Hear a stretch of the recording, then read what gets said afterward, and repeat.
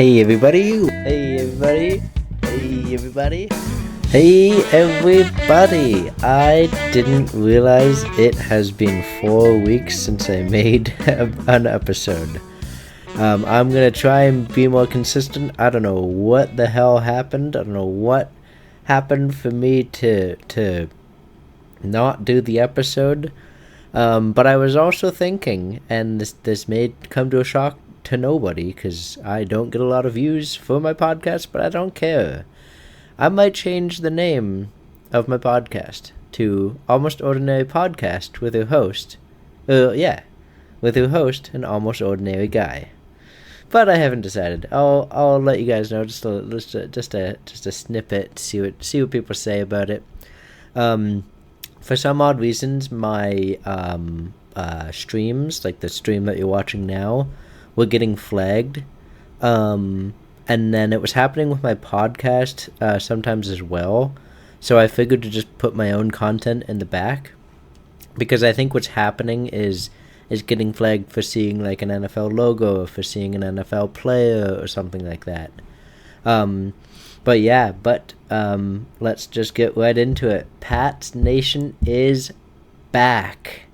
The 1-1, very, very close game to Hunter Henry went off. I unfortunately have no Patriots for my fantasy football team. But yeah, we're just gonna talk Patriots right now, because Boston, the NHL season doesn't start for another month. And even when it starts, there's 82 games in the whole season, so like there's not really much I can talk about for the first 10 games. But yeah, the Patriots, everybody seems to be kind of playing up to their level of things. Brissett, throwing 270 yards so far. Stevenson has really picked it up, because it's Brissett. He can't throw the ball long, even though he is playing good, and this is all good things for when Drake May eventually takes over, which I assume, according to the plan, is what am I trying to say? Is week 5. That is the current plan. Is week 2. So we have allegedly 3 more weeks until we see him. He could come earlier, he could come later. But this is a solid way to smooth him into this journey, into his first official NFL game. Having players like Stevenson play well, have players like Henry play well, have players like Pork who played well, who had a great connection with May in the off season. Gibson is even doing just as good. And that was a very close game in week 2. Like the Patriots, the team that nobody thought was gonna win their first game. Yeah, the Bengals had a lot of injured players, but a win is a win. But a very close game in the second. But maybe that's Brissett. Maybe he doesn't have that push, I guess, to get them over. I don't know why I said 2 words 4 times. But yeah, I just don't know if he has that drive to push them over the edge. But players are doing good. Just kind of looking down this list, like Hopper's doing decent, Osborne's doing decent. And then defense, obviously, the defense is actually playing great, though they absolutely screwed me in fantasy football. I picked them up for game 2, thinking, oh, okay, I'll get, like, last week they got 10 points against the Bengals. I should have known that was a fool's errand. They got me 4 points, which you'd think is good, because they can get negative points. But all of the other teams that I was considering, even the defense that I had, which was the Packers, they got the lowest amount of score, which was 12, out of all of the other teams that I put in, or that I was interested in. So I switched up my defense. I switched up some other players. But we're going to talk about fantasy football later if we have time. But yeah, the Patriots right now are doing decent. Like, yeah, it's only game two, so like there's not a lot of there's not really a lot going on. Like, there's not really a lot that I can talk about. But football season is here. The Patriots are 1-1. Could have been 2-0. That was a very close game. But that's football. Just like the football that you're watching on the screen, shit can happen. You think you're leading. You think it's a great throw. You think it's a good run. There's a wide open hole, and then suddenly an interception, a fumble, just a random sidestep, and you break your ankle. Like, just the run that you just saw. If I went left instead of right, how would the outcome have been? So players can't think of that. Us fans constantly think of that for them. But as the players, they just have to move on. But another name that has stuck out to me is Keon White. Keon White has been a staple for the defense, and from trading God, I now forget his name. From trading that guy, Keon White has taken a huge step up, and he has very much turned his playmaking around, and the defense. The Patriots have a good defense. It's just they don't have a good offense. They had one of the best defenses in the game. Oh, sorry to cut my own self off. You have to watch this play. I totally forgot about this. In the game, they called me. They said that was a touchdown. And I'm like, I even argued that in my head. I'm like, well, out loud, because I'm sitting by myself. I'm like, well, that couldn't have been a touchdown. He tackled me before the action. Look at that. I was 3 yards away. And then watch. I'm going to click this, and they're going to do a booth review. I even watched it on replay because I was baffled. I put the overhead camera on, and I was at, yep, and I was telling myself that I should have just ran to the right on that play, and I would have probably easily had a touchdown, but I decided to run to the left for some reason. Oh, that's why I did, because the guy was kind of running to his right. But anyways, I got tackled there, and for some weird reason, they called that a touchdown. I don't know how. But yeah, back to the Patriots. Keon White has been an amazing player for the defense right now. Gonzalez, and who's the other cornerback?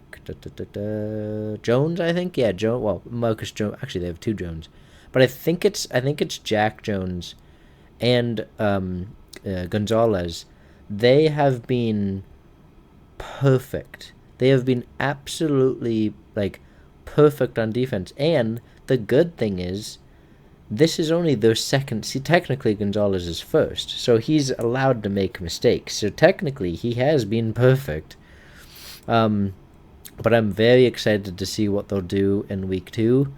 I'm just very excited to see how this team is turning out to be. Like, they're 1-1 again. Like I said, they easily could have been 2-2. But just how the cookie crumbles, how things happen. But I'm happy with this team. I'm very excited to see Drake May. But when he steps in, these players won't be cold. These players will have had good seasons. Even if let's say the Patriots go 0-3 the next 3 games. All I care about is having Stevenson and Hunter Henry and Pork and the other wide receiver that they drafted to have good 3 games up until he comes and starts. He can then just instantly get into the role instead of fumbling over his feet. He's still gonna have to figure out things, and that's fine. But I'm happy about where this team direction is going. They're not just ultimately sitting down and folding and doing a rebuild for 5 years, but they're not trying to immediately turn this team around. They're taking their time. They're seeing how Brissett plays, and Brissett, has played okay to good. Not great, but not terrible. He's just kind of fallen right in the middle, which is fine. I just realized that my name is on the bottom of this because to get my background to be blurry, I had to do a Zoom call. and I guess it puts my name in the bottom of it, but whatever. You know my name anyways, so it doesn't really matter to me. But yeah, now NFL news. Some big news, actually. Long tab. The shocker to nobody, Tua got injured. A concussion, yet again. There was actual talks. I don't know how serious, but there was actual talks of Tua retiring. And I don't know how old Tua is. I would assume not even my age, and I'm 28. I honestly think he should retire. He's had 5 concussions almost yearly. Like, I mean, one per year, which is like pretty bad. That's not good for him to have that many concussions at such a young age. What's his name, who was like in the prime of his career at 29? That like superstar LB who's now Craig Olsen. He retired like randomly at 29, and everybody's like, "What? Why? Like you were in the prime of your career." And he's like, "Well, it's concussions. Like I didn't want to get to be 35 and with 4 concussions and not remember my own name." Like there was a quote that I saw saying, $200 million doesn't matter if you don't remember your children's name. It's like, yeah, exactly. Like, if you don't remember your kid's name, all the money in the world is not going to matter to you at all. Because you can use all of that money and just waste it trying to get that memory back. But I personally think he should retire or the Dolphins need to spend like $1 million on like a superstar O-line core because they're not helping him out. And the shitty thing is, I believe his brother is in the league or coming next year, and he's watching. He's definitely watched all of this unfold, and he's just watching his brother or maybe cousin. I don't know. He's watching his family get knocked the shit out of him. And that probably worries him, not even for himself coming into the league. That worries. I had a kernel or something stuck in my gums. He's worried more for his family member who's gotten 5 concussions over his entire career. Like I don't think there's ever been one season that Tua hasn't not had a concussion. But besides Tua news, there's actually been some other injuries. Isaiah Pacheco got injured, and so the Chiefs ironically brought back Kareem Hunt, who used to be the actually I think it was Kareem Hunt used to be like the all-star running back, and then this guy, ironically called Isaiah Pacheco, took over for the role, and then they're bringing back Kareem Hunt to replace the injured Isaiah Pacheco, which is just a really funny sequence to me. But that's how short running back careers can be. You are suddenly on top, and then out of nowhere, you just die basically. There was that all-star. The Rams guy, Gurley. Like I don't know where the hell Gurley is right now. He used to be like the biggest running back in the game, and then out of nowhere he just kind of disappeared off the face of the earth. But another injury news, and an interesting one too. Russell Wilson is limited in practice, and they're putting in Justin Fields. Now, Justin Fields is a okay quarterback, though with a different team and having a better opportunity, and with Russell Wilson injured, he has a much bigger opportunity than, say, like Michael Penix Jr., because Kirk Cousins is not playing well. Though he's not injured, he's just not playing well. And maybe that's Atlanta's problem for giving him all of this money without really seeing him play. But though, I mean, he actually played very good in Vikings. I was gonna say the where they are, but I couldn't remember. But when you have Justin Jefferson on the team, you can make even Sam Darnold look like an all-star. Sam Darnold in week 2 is now one of the favorites to be an MVP just because he threw a 96-yard touchdown. Great throw, not dissing him on the throw. Like, you kind of have to have a good throw for a good wide receiver to make the catch. But that might be a one and done type deal. But we'll see. Maybe Sam Darnold, like Justin Fields, just needed a different team. A video that I saw said that Sam Darnold and somebody else, I forget who, when they switched teams, Baker Mayfield. Baker Mayfield has been lighting it up right now. Though he did do this, I want to say last year, the year before, and then like tampered off again. But like, you never know what's gonna happen in football. It's basically the next man up. Like, if you're not gonna perform well, I'll just call somebody else. That's for injuries. That's for good players. That's for bad players. I mean, speaking of good players, Quentin Johnston of the Chargers had a subpar last season. Was subpar last season. That's what I meant to say. And now has turned it around. Though it is only game 2, so we will have to see who kind of comes out of the woodworks. Because in my mind, there is only 18 games, I believe. But by like week 4, if you're not consistent with your numbers, like if you're going from like, I'm just basing this off of fantasy football, but if you're going off of getting like 2 points versus like the next week you get 20, and then the next week you get 8, it's like, how do I base you off of that? But if you're consistently getting 10 points, then that's a little better to have consistency wise. I'd rather that guy on the team, and that's kind of what Quentin Johnston is doing a little.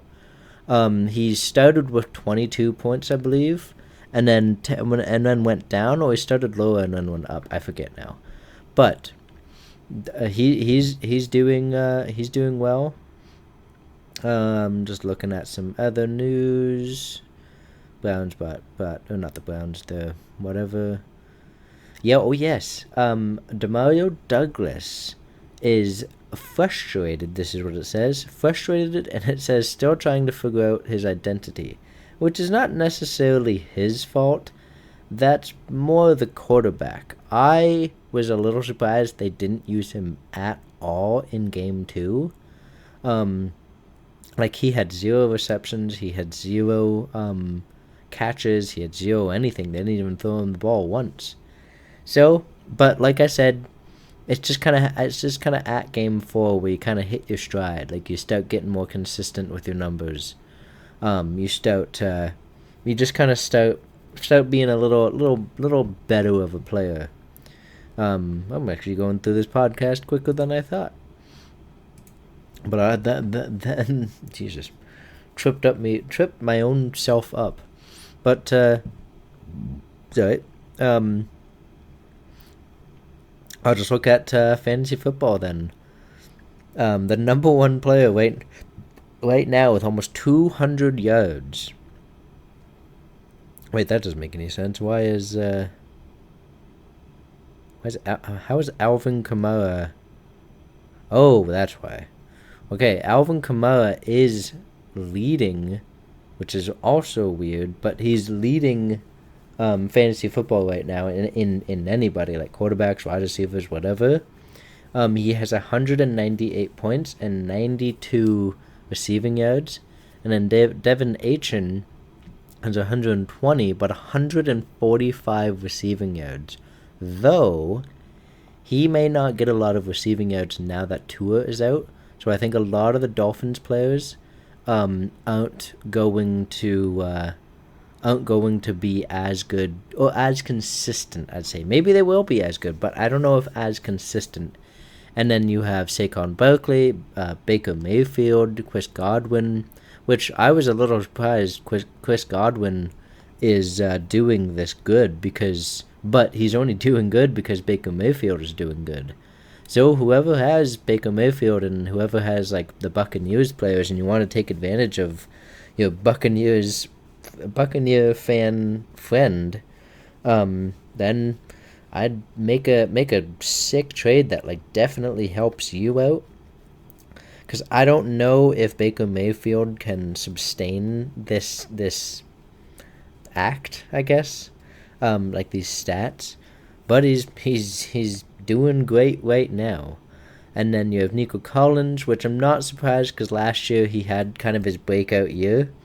And C.J. Stroud is doing good, not great, not as great as everybody assumed he was going to do in his second year. But again, it is only game 2, so we'll have to see what's going to happen. The most surprising guy on this list, and I lost because of it, is Derek Carr. I personally think the Raiders could be, now seeing that Derek Carr is doing good, I think, the Saints. I forgot that he was on the Saints now. The Saints could be a sneaky team. They've been a team that nobody really knows what they're doing, and that's kind of a good thing and a bad thing. Like, they're kind of just always stuck on the outside. They might make the playoffs occasionally, but not consistently. But Derek Carr is having a great season right now. He's thrown for 443 yards and rushed for 14. And surprisingly, he's only had 1 touchdown. But he's playing a great individual game. I don't know how the Saints are doing, but he individually is having a great game. And then sorry, I got distracted by my own play. Then we have Kyler Murray, Breece Hall, James Cook. A little surprised James Cook is doing good because he was supposed to just be like a depth guy for Buffalo. Like, he wasn't supposed to be the starting running back. Then you have Jaden Daniels, which I'm not surprised, because the Commanders do have a good team, and then there's the typical Pats fans who are like, oh, see, we should have drafted Jaden Daniels, or we should have drafted friggin' what's his name, Marvin Harris Jr. It's like the only reason Marvin Harris Jr. is playing good is because he has a solid quarterback. Like, Kyler Murray is obviously better than any one of the top 3 quarterbacks that the Patriots could have drafted. They obviously weren't going to get Caleb Williams, so the only 2 options was Jaden Daniels, who's 24, and Drake May, who's 21. And just fully based off of that stat line alone, I'm happy that they took Drake May. I would not be happy that a rebuilding team took a 24-year-old quarterback, because they weren't ready for a quarterback to be instantly good. They needed a younger one to build up, to learn the plays, to be a part of that team for years to come. Just continuing down this list, Aiden Hutchinson on defense. I've never actually chosen individual players for defense. I should try that sometimes, but it's a little more fun sometimes when you see fantasy football is more about the touchdowns and the receiving yards and all of that. But maybe defensively it would take a little longer because, like, they're not gonna get 20 sacks a game. They're not gonna get like 17 blocked passes. But forgot my train of thought. But the other guy that is, like, I'm surprised that he's doing this good, because he's not really helping me out in fantasy football, is Jalen Hurts. I had the 2nd overall pick, and I chose Jalen Hurts because he had a good season last year. And I'm not saying he's better than Mahomes. Mahomes is a better quarterback as a team player. Individually, Mahomes is not a good player. Fully basing my stats off of fantasy football. If you looked at his stats last year, Mahomes, it was like 15, 12, 18, maybe the occasional 20, but Hurts was all like 18 to 20 consistently. So that's why I took him. I was thinking of taking CJ Stroud, and I probably should have, though Hurts did give me 20 points last week. but obviously the Eagles, I had a lot to factor in, especially with the Eagles losing Jason Kelsey, and this is their first year without him. So I'll see how that does. I'll see how the quarterbacks do moving forward. And we're in a 2 starting quarterback league, so if Hurts doesn't do good, then I'm kind of screwed. Because my secondary quarterback is Kirk Cousins and Malik Willis, who is the backup for the Packers. Though he is starting right now because Jordan Love is injured, who was another guy that I was going to take second overall. But I'm like, I might wait on him, but then he got taken in the first round anyways, so I couldn't. And speaking of injuries, Jordan Mason, who's the backup running back for CMC, is really showing every team why he's a starting running back.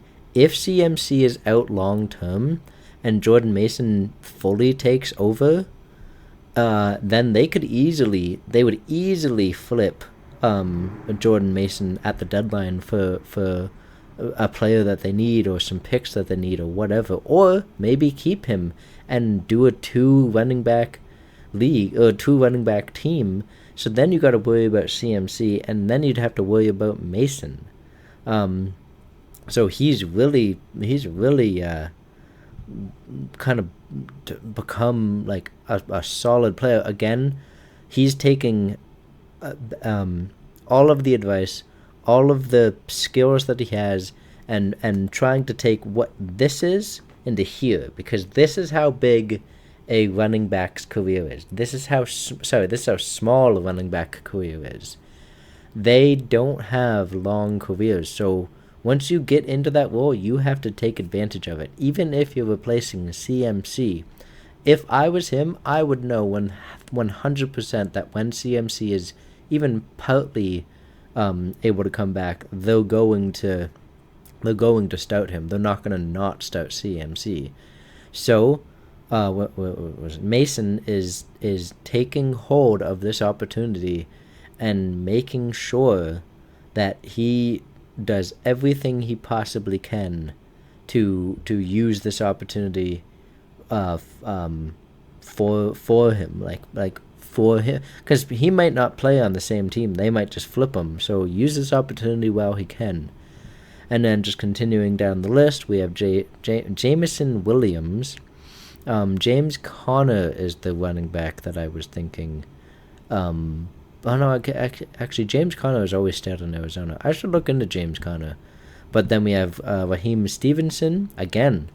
The Patriots. Raheem Stevenson, when he joined the Patriots, he was RB3 when they had James White, I think it was, in the Super Bowl.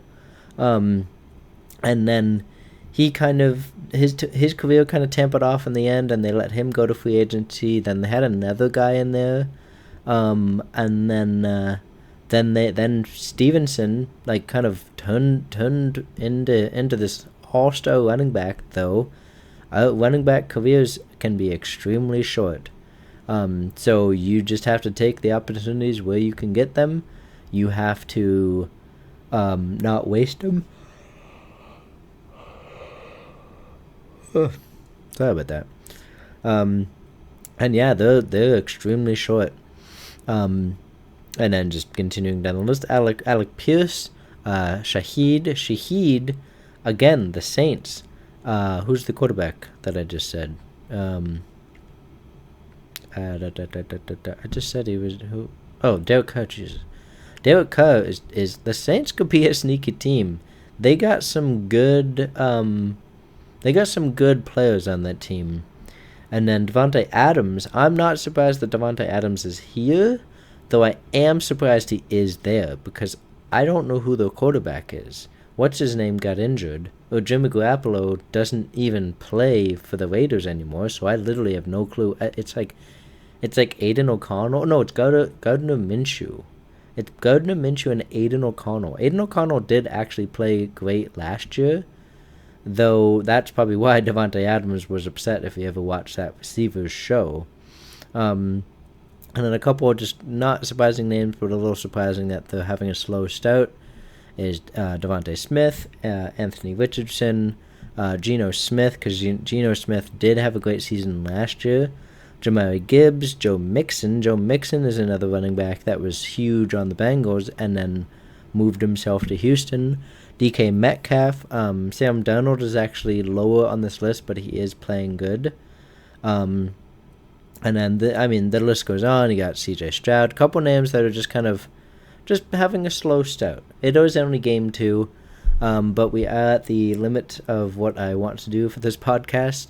So let me know if you like the name Touch and Grass Podcast, or if you like the name Almost Ordinary Podcast with an almost ordinary host. See, it's already a tongue twister for me. Maybe I shouldn't change the name. I don't know. Let me know, but for now, you're awesome. Stay awesome.